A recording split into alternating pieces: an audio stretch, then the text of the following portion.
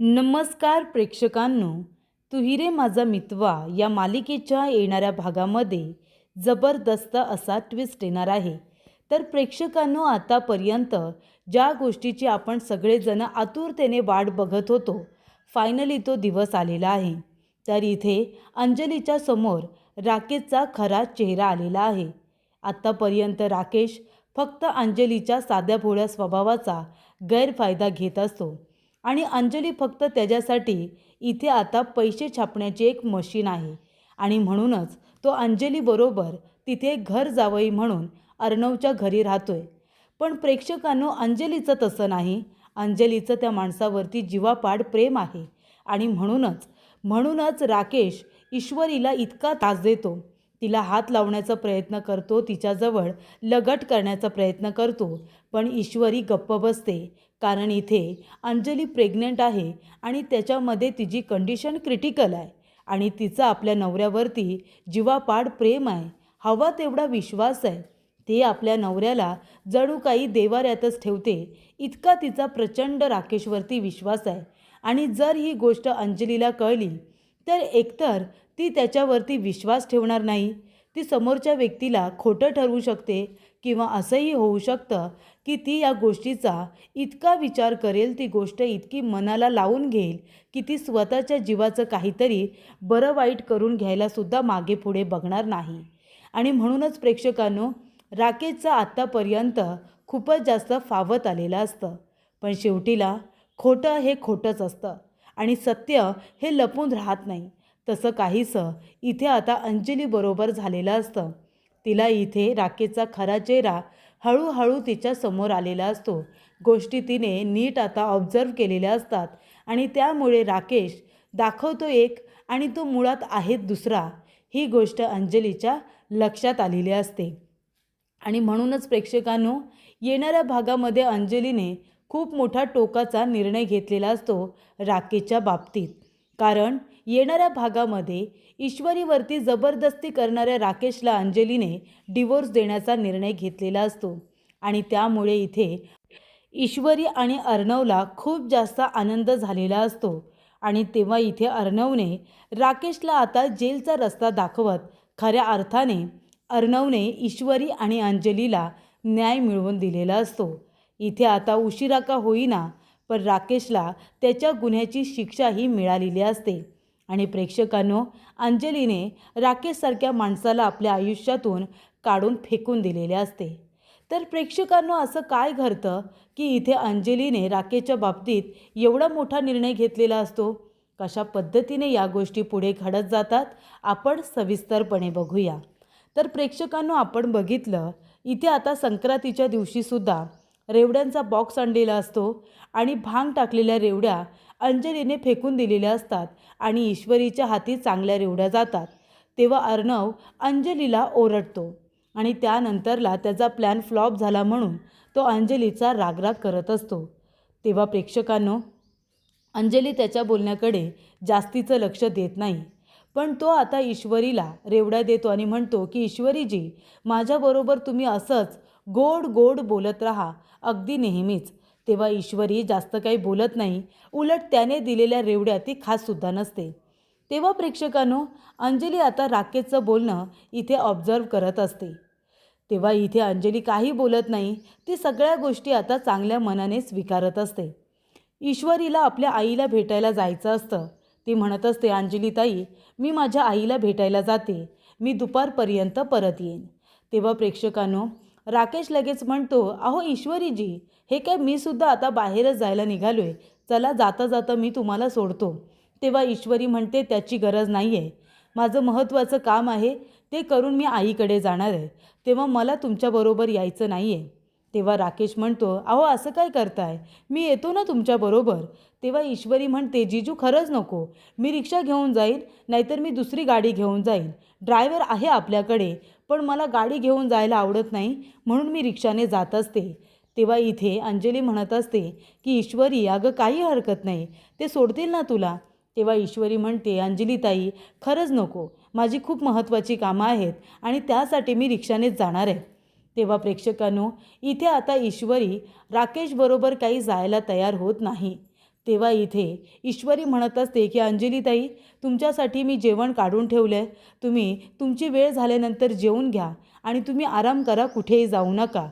त्यानंतर प्रेक्षकांनो, ईश्वरी आता कामानिमित्त बाहेर पडलेली असते, पण ती अजिबात राकेशच्या गाडीमधून जात नाही, कारण तिला त्याची भीती वाटत असते. तेव्हा प्रेक्षकांनो, इथे आता राकेशला त्या गोष्टीचा सुद्धा राग आलेला असतो आणि तो राग तो ईश्वरीवरती न काढता अंजलीवरती काढतो. तेव्हा प्रेक्षकांनो, अंजलीला आता राकेशचं हे वागणं मध्ये मध्ये खटकत असतं. तेव्हा प्रेक्षकांनो, इथे आता ईश्वरी घरामध्ये जेव्हा असते, किचनमध्ये काम करत असते, तेव्हा राकेश त्या ठिकाणी येतो आणि राकेश ईश्वरीबरोबर बोलण्याचा प्रयत्न करत असतो. तेव्हा ईश्वरी म्हणते, नीच माणसा, सगळी माणसं घरामध्ये आहेत, तेव्हा तुझा हा नीचपणा आता थांबव. मला अजिबात तुझ्याशी बोलायचं नाही आहे, इथून निघून जा, मला माझं काम करू दे. राकेश म्हणतो, नाही जाणार मी इथेच थांबणार आणि तुझ्याकडे बघत राहणार, कारण मला तू हात लावू देत नाही आहेस ग, पण निदान मला बघू दे तरी. मला माझ्या नजरेमध्ये तुला असं साठवून ठेवायचं आहे. तेव्हा ईश्वरी म्हणते, तू जाणारच नाही आहेस का? मग ठीक आहे, मीच जाते. तेव्हा इथे ईश्वरी जात असताना राकेश तिचा हात पकडतो आणि म्हणतो, कुठे जातेस ग तू? किती दिवस माझ्यापासून अशी लांब पळत राहणार आहेस? तेव्हा ईश्वरी म्हणते, हे बघ, सोड मला, आत्ताच्या आत्ता सांगते, सोड मला.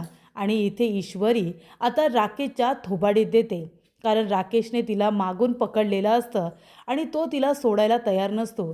तेव्हा ईश्वरी जोरात त्याचे हात बाजूला करून त्याच्या थोबाडीत देते. तेव्हा प्रेक्षकांनो, त्या ठिकाणी अंजली आलेली असते. अंजली येते आणि बघते तर काय, ईश्वरीने राकेशला धक्का देऊन त्याच्या थोबाडीत दिलेली असते. तेव्हा प्रेक्षकांनो, इथे आता अंजली घाबरते. ती म्हणते, हे यांचं काय चाललं आहे? तेव्हा राकेश म्हणत असतो, अगं अंजली, तू इकडे आहेस का? अगं मला वाटलं तूच इथे उभी आहेस आणि म्हणून मी त्यांना पकडलं होतं. तेव्हा ईश्वरी म्हणते, आणि मला वाटलं दुसरं कोणीतरी आहे म्हणून मी थोबाडीत दिली. सॉरी अंजलीताई, मी त्यांच्या थोबाडीत दिली, पण मी मुद्दामून नाही केलं. मला अचानकपणे कुणी पकडलं म्हणूनच मी थोबाडीत दिली. तेव्हा अंजली म्हणते, नाही ठीक आहे, चुकून केलंत ना तुम्ही. अहो पण तुम्हाला दिसलं नाही का तिथे ईश्वरी उभी आहे ते? तुम्ही असं कसं तिला पकडलंत? आणि तिच्यामध्ये आणि माझ्यामध्ये काहीतरी फरक तुम्हाला जाणवला की नाही? तेव्हा प्रेक्षकांनो, इथे आता अंजली राकेशकडे रागाने बघत असते. राकेश म्हणत असतो, अगं नाही, त्यांनी तरी मला सांगायचं ना, त्या मला काही बोलल्याच नाही, त्यासुद्धा गप्प बसल्या होत्या आणि नंतर माझ्या थोबाडीत देत आहेत. तेव्हा प्रेक्षकांनो, इथे आता ईश्वरी म्हणत असते, अंजलीताई, मी लगेच त्यांना सोडायला सांगितलं आणि नाही सोडलं म्हणून थोबाडीत दिली. तेव्हा इथे ईश्वरी आता आपली बाजू तिला पटवून देते. अंजली म्हणते, बरं ठीक आहे, चुकून झालं ना, तुम्ही दोघेही मनाला वाईट वाटून घेऊ नका. तेव्हा प्रेक्षकांनो, अंजलीला आता या सगळ्या गोष्टी दिसत असतात आणि ती आता राकेशला इथे पूर्णपणे ऑब्झर्व करत असते, निरखून बघत असते की ह्याचं चाललंय तरी काय. हा जास्तीत जास्त ईश्वरीच्या सतत मागे पुढे का करत असतो? ईश्वरी किचनमध्ये असल्यानंतर हा का बरं जातो? या सगळ्या गोष्टी तिला कळत असतात, पण ती आता सध्या तरी बोलत नसते. त्यानंतर प्रेक्षकांनो, इथे आता ईश्वरी खूप छान तयार झालेली असते आणि अर्णव ईश्वरी दोघेजणं बाहेर जात असतात. तेव्हा राकेशची नजर तिच्याकडून काही हटत नसते. तो म्हणत असतो, माझी इंदुरी जिलेबी, तू कधी माझी होशील ग? तेव्हा तुझी मी कधीपासून वाट बघतोय, कधी एकदा तुला मिठीत घेतोय, असंच झालं आहे मला. तेव्हा इथे आता राकेश आपल्या रूममध्ये असतो आणि अंजली आजीच्या रूममध्ये गेलेली असते. तेव्हा राकेशने आता आपला मोबाईल काढलेला असतो आणि मोबाईलमध्ये तो ईश्वरीचा फोटो बघत असतो आणि म्हणत असतो, माझी इंदोरी जिलेबी, अगं तुझ्यासाठी काय काय नाही केलं, तुला मिळवण्यासाठी काय काय नाही केलं आणि तू काय केलंस? तू त्या अर्णवबरोबर लग्न करून मोकळी झालीस आणि आता काय म्हणतेस तू? तुझं त्या अर्णववरती जीवापाड प्रेम आहे असं म्हणालीस तू मला? हे बघ, तू कधीच त्याच्यावरती प्रेम करू शकत नाहीस, कळलं ना? तुझं फक्त माझ्यावरती प्रेम असलं पाहिजे, माझ्यावरती. मी तुझ्यावरती इतकं जीवापाड प्रेम करतो आणि तू माझ्याकडे ढुंकून बघायलासुद्धा तयार नाही आहेस. तू माझा रागराग करतेस, तू माझा तिरस्कार करतेस. अगं, प्रेम करणारा माणूस भेटायलासुद्धा नशीब लागतं आणि मी तुझ्यावरती इतकं प्रेम करतो की तुला मी राणीसारखं ठेवू शकतो, पण तू त्या अर्णवचा हात पकडून माझ्यासमोरून सरळ निघून गेलीस. ही गोष्ट मला सहन झालेली नाही आहे. माझी इंदोरी जिलेबी, किती आणि काहीही झालं ना तरीसुद्धा सगळ्यात आधी तुला मिठीत मीच घेणार. तुला इथे स्पर्श करण्याचा, तुला हात लावण्याचा पहिला अधिकारच माझा आहे. कारण त्या अर्णवच्या आधीसुद्धा माझी नजर तुझ्यावरती पडली होती. तेव्हा प्रेक्षकांनो, इथे आता अर्णव हा बाहेर गेलेला असतो आणि अंजली दारामध्ये उभं राहून त्याचं सगळं बोलणं ऐकत असते. फक्त इथे आता तिला बघायचं असतं की फोटोमध्ये नक्की ईश्वरीच आहे की अजून कोणी आहे. तेव्हा ती दाराच्या आड उभं राहून इथे आता राकेशचं बोलणं ऐकत असते. तेव्हा तो म्हणत असतो की ईश्वरी, काहीही झालं ना तरीसुद्धा तुला मिठीत घेतल्याशिवाय माझं मन काही शांत होणार नाही आहे. किती वेळा तुला सांगितलं की त्या अर्णवकडे लक्ष देऊ नकोस, तू माझ्याकडे ये. जेव्हा इथे आता अर्णव ईश्वरीची नावं ही तिच्या कानावरती पडलेले असतात तेव्हा अंजलीला खूप मोठा धक्का बसतो. तेव्हा राकेश म्हणतो, काय नाही केलं तुझ्यासाठी मी तुझ्या घरी येऊन पेईंग गेस्ट म्हणून राहिलो. तुझ्या इथे आत्याला त्या जागेचं भाडं दिलं. बाजूच्या खोलीमध्ये राहूनसुद्धा सतत माझी नजर मात्र तुझ्यावरतीच असायची. तू तेव्हासुद्धा माझ्याकडे बघितलं नाहीस आणि नंतरसुद्धा तू माझ्याकडे बघितलं नाहीस. का केलंस तू असं ईश्वरी? एवढं सगळं केलं त्याचं काय फळ मिळालं मला? तर तू माझ्या थोबाडीत दिलीस, माझ्या तोंडावरती पाणी फेकून मारलंस, माझ्याबरोबर ठरलेली एंगेजमेंट मोडून टाकलीस.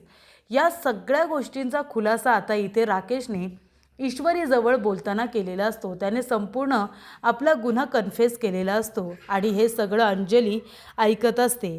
तेव्हा अंजली म्हणत असते की इथे एवढं सगळं घडलं, पण इथे ईश्वरी किंवा अर्णव या दोघांनी मला काहीसुद्धा सांगितलं नाही. मला माहिती आहे या सगळ्यामध्ये ईश्वरीची काही चूक नसणार आहे, कारण ईश्वरीसारखी मुलगी शोधूनसुद्धा सापडणार नाही. म्हणूनच ईश्वरी राकेशबरोबर जास्त बोलत नाही, ती त्याच्यासमोरून सतत पळ काढत असते. तेव्हा प्रेक्षकांनो, इथे आता अंजली म्हणत असते की मला आता बघायचं आहे की राकेशच्या मोबाईलमध्ये ईश्वरीचे किती फोटोज आहेत ते. तेव्हा इथे राकेश म्हणत असतो, माझी इंदोरी जिलेबी, अगं तुझ्यासाठीच तर मी या घरामध्ये राहतो आहे आणि तुझ्यासाठीच तर मी ह्या अंजलीला सहन करतो आहे, नाहीतर कधीच इथं काटा काढला असता. तेव्हा प्रेक्षकांनो, आता अंजलीला कळलेलं असतं की राकेशचं तिच्यावरती अजिबात प्रेम नाही आहे. तो हे जे काही वागतोय हे फक्त आणि फक्त एक नाटक आहे. त्यानंतर तिथे आता अंजली येते आणि म्हणते, अहो काय करताय तुम्ही? तेव्हा राकेश लगेचच मोबाईल लपवून ठेवतो आणि म्हणतो, काही नाही गं, काय म्हणतेस, बोल ना बायको. तेव्हा प्रेक्षकांनो, अंजली म्हणत असते, अहो माझा आहे ना रिचार्ज संपला आहे, जरा तुमचा मोबाईल देता का? मला चिंटूला एक कॉल करायचा आहे, मी बोलते आणि लगेच तुम्हाला फोन देते. तेव्हा अंजली इथे आता त्याचा फोन आपल्या हातामध्ये घेते आणि सगळ्यात आधी तर ती गॅलरीमध्ये जाते आणि ईश्वरीचे फोटो बघते. तेव्हा तिला कळतं की इथे राकेशचं ईश्वरीवरती प्रेम आहे. त्याला ईश्वरीबरोबर लग्नसुद्धा करायचं होतं आणि हे ईश्वरीने मला मुद्दामून कळू दिलेलं नाही आहे, मला त्रास व्हायला नको म्हणून. तेव्हा अंजली म्हणते की हा माणूस माझा काटा काढायलासुद्धा मागे पुढे बघणार नाही. त्याच्या आधीच मी या माणसाला माझ्या आयुष्यातून बाहेर काढून टाकते. अंजली आपल्या वकिलांना फोन करते आणि एकदम फास्ट ट्रॅकमध्ये आता डिवोर्स फाईल करते. ती इथे आपल्या वकिलांकडून डिवोर्स पेपर मागून घेते. वकील आता घरी डिवोर्स पेपर घेऊन आलेले असतात. सगळे लोक घरामध्ये असतात. तेव्हा अंजली म्हणत असते, राजेश इकडे या. राजेश म्हणू तुम्हाला की राकेश म्हणू? तेव्हा इथे राकेश म्हणतो, काय झालं अंजली, असं का बोलतेस? तेव्हा अंजली म्हणते, मला जास्त काही बोलायचं नाही, हे डिवोर्स पेपर आहेत, तुम्ही यांच्यावरती साईन करा आणि इथून निघून जा. तेव्हा प्रेक्षकांनो, इथे आता अंजलीने खूप विचारपूर्वक हा निर्णय घेतलेला असतो. तेव्हा इथे अर्णव म्हणतो, ताई हे तू काय बोलतेस?